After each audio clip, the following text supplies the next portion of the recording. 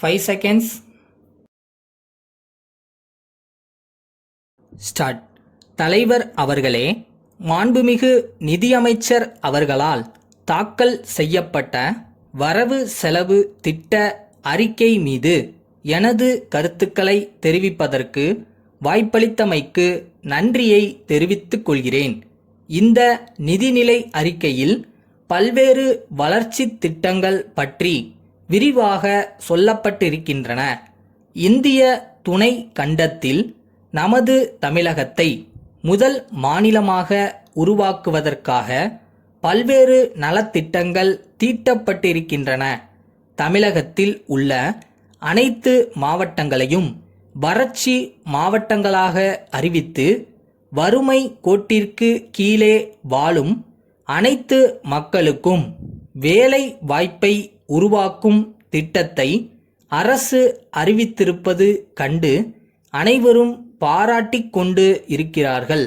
ஊரக குடிநீர் திட்டத்தின் மூலம் எல்லா குக்கிராமங்களுக்கும் குடிநீர் வழங்க ஏதுவாக போர்க்கால அடிப்படையில் திட்டங்கள் தீட்டப்பட்டு நிதி ஒதுக்கீடு செய்திருப்பதை நான் வரவேற்க கடமைப்பட்டிருக்கிறேன். இந்த சந்தர்ப்பத்தில் அரசுக்கு ஒரு யோசனை சொல்ல விரும்புகிறேன். கிராமப்புறங்களுக்கான குடிநீர் திட்டத்தை வகுக்கும் போது அனைத்து வழியோர கிராமங்களை உள்ளடக்கி கூட்டு குடிநீர் திட்டத்தை உருவாக்கினால் எல்லா கிராமங்களுக்கும் குடிநீர் கிடைக்க வழி ஏற்படும் என்பதை தெரிவித்துக் கொள்கிறேன். நமது மாநிலம் வறட்சியினால் பாதிக்கப்பட்டு இருப்பதை உணர்ந்த இவ்வரசு வறட்சி நிவாரண திட்டத்தின் கீழ் நிதி உதவி அளித்ததோடு ஓர் ஆண்டுக்கான நிலவரியை ரத்து செய்திருப்பதை நான் பாராட்ட கடமைப்பட்டிருக்கிறேன். மேலும் விவசாயிகள் நடப்பாண்டில் பெற்றுள்ள குறுகிய கால கடன்களுக்கு செலுத்த வேண்டிய வட்டியை முழுமையாக தள்ளுபடி செய்து சாதனை படைத்ததற்காக இவ்வரசுக்கு நன்றி தெரிவித்துக் கொள்கிறேன்.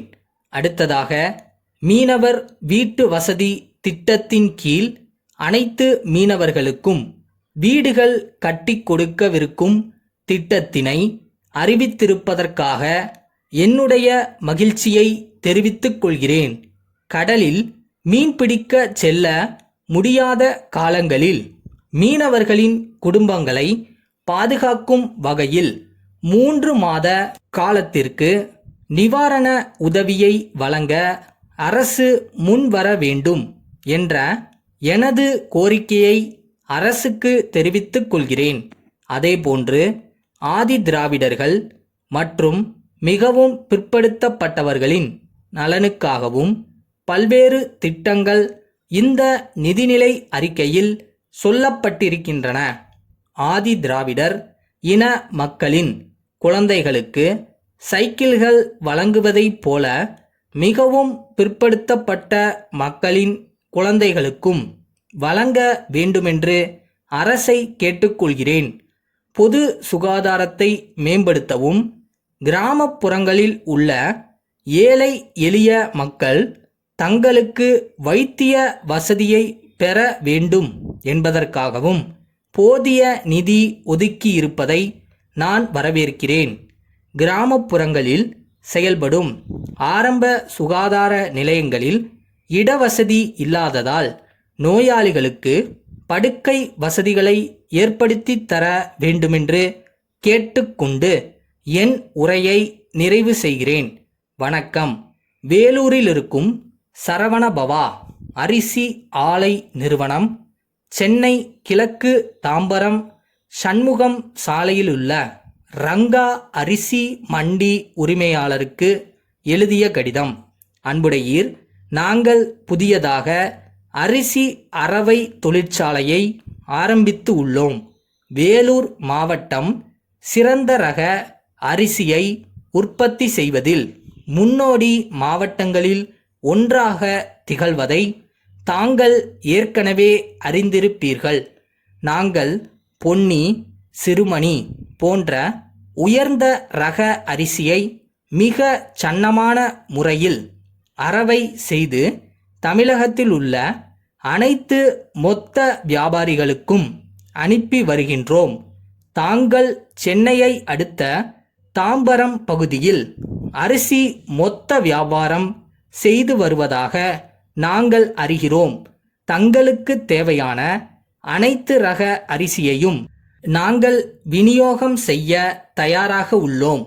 அரிசியை அனுப்புவதற்கு வேண்டிய போக்குவரத்து வசதிகள் எங்களிடம் உள்ளன. எனவே தங்களுக்கு தேவையான அரிசி ரகம் மற்றும் அளவு ஆகியவற்றை தெரிவித்தால் உடனடியாக அனுப்பி வைக்க தயாராக உள்ளோம். தங்கள் வசதிக்காக எங்களது விலைப்பட்டியல் ஒன்றையும் இக்கடிதத்துடன் அனுப்பி வைக்கிறோம். தங்களின் பதிலை உடனடியாக அனுப்பி வைக்கும்படி கேட்டுக்கொள்கிறோம். தங்கள் நம்பிக்கையுள்ள